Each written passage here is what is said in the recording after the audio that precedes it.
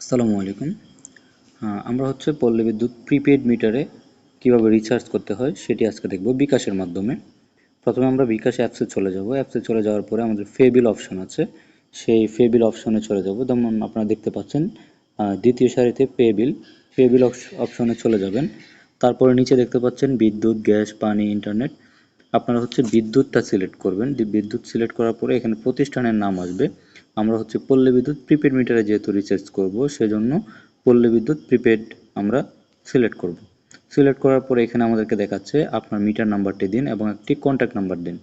আপনার মিটারের মিটারের কার্ডে একটি নাম্বার দেওয়া আছে, সেটি আপনি এখানে উঠাবেন এবং কন্ট্যাক্ট নাম্বার যেটিতে আপনাকে এসএমএস এর মাধ্যমে টোকেন নাম্বারটি দেওয়া হবে, সেই মোবাইল নাম্বারটি আপনি দিবেন। আপনার যে কোনো একটি মোবাইল নাম্বার দিতে পারেন, তাহলেই আপনাকে সেই মোবাইল নাম্বারে এসএমএস এর মাধ্যমে আপনার টোকেন নাম্বারটি দিয়ে দেওয়া হবে। আমরা মিটার নাম্বার দিলাম, এখন আমরা কন্ট্যাক্ট নাম্বার দিয়ে দেব। আমরা কন্ট্যাক্ট নাম্বার দিয়ে দিলাম।